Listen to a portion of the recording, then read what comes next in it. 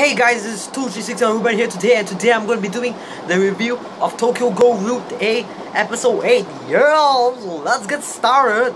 Alright, so at the beginning of the episode, it was just basically about Yoshimura's past. Yep, so a long time ago used to be known as Kuzen, yep, and Yoshimura's past was actually quite tragic. Yep, so first the episode began with Kaneki in Anteku making some coffee.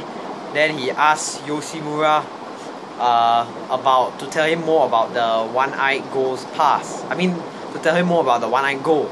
Yep, so after that Yoshimura just began talking about his past. Yep, and his past was actually quite tragic.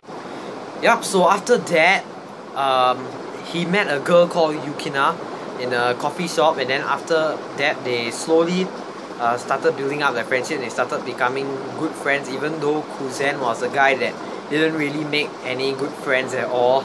Yeah, he actually didn't have any friends at that time. Yep, so he was friends with this girl called Yukina, even though she was a human. Yep, so they were becoming very close, but one day something bad happened. Yukina saw him killing some humans.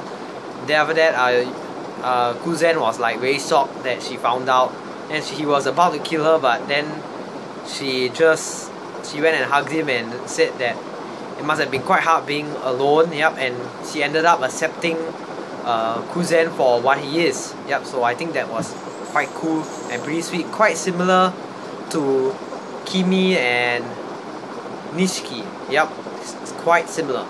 So yep, right after that they had a baby. Yep, and it was about to have a miscarriage, so the only way to save the baby was for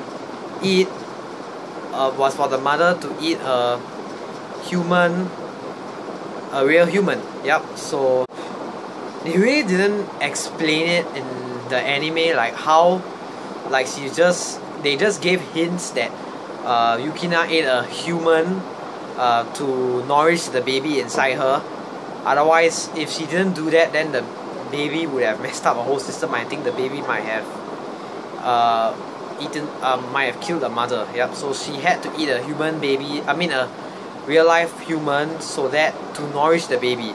Yep, so right after that it was a success and the baby was born. The baby was a one-eyed Ghoul. Yep, half human, half baby. Half human, half Ghoul, Yep, so right after that they were quite happy, but the happiness sadly only lasted for a while, and Yoshimura's Kuzen's previous organization went after him and they killed Kuzen's wife. And yep, Kuzen couldn't do anything. Yep, he tried defending her, but then he couldn't do anything because there are too many of them, and he had to run away with the baby. Yep, and right after that he was forced to abandon his baby for a while so that he could fight the people from his organization. Yep, that was quite a sad moment actually, that he had to abandon it, because right after he abandoned his baby for a while and then went to fight those people from the organization, after he defeated them and he came back, the baby was already gone. Yep, and he never saw his baby from that day onwards. Yep, so it must have been really sad for him. Till this day it still bothers Yoshimura. Alright, so that basically sums up Yoshimura's past, and it also tells you that Yoshimura was posing as the one-eyed Ghoul at the first episode of Tokyo Ghoul A. Yep, and I won't spoil you on who is the real one-eyed Ghoul. Yep, you will know it quite soon because the anime is coming to an end quite soon actually. Yep, and so right after they explained Kuzen's past, the rest of the episode was basically about Anteku. Yep, all of them bonding. Yep, having all their bonding times. Yep, which was quite nice. Then right after they had their bonding times, suddenly Shinohara entered Anteku. Yep, for the second time I think. Yeah, because he was quite suspicious of Yoshimura, and during this episode he had a talk with him, which was quite deep actually. about the beans and all. Yeah, I forgot actually in detail why he talked about the beans. Yeah, but it was quite deep.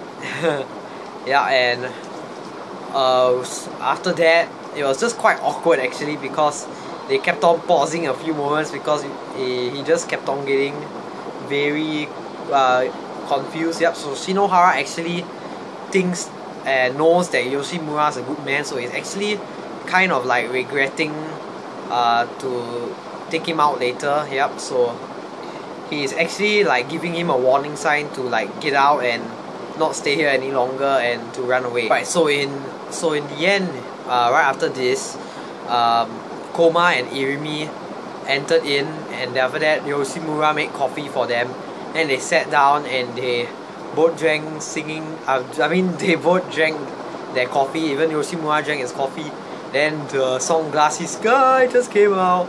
Yep, the song just came out, and it was just just gave you the chills, because it basically tells you that this is going to be their last time having coffee. Yes, you don't really see Koma and Irimi really drink a coffee in the shop, so it really tells you a sign that that might be their last time having a coffee in the shop and the last coffee they ever have in their life, which is actually quite sad. Yep, so the next episode is actually going to be quite tragic. Yep, so I'm actually not ready for this. Yep, not ready for the next episode because it's going to be quite sad. And yeah, so basically that sums up the episode, I think.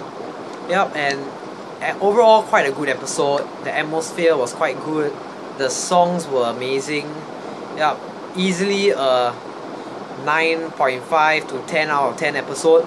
I really enjoyed it, and thank you for watching this review, and have a good day wherever you are, and stay tuned for more videos coming soon and more reviews coming soon. So thank you for watching this video, and goodbye.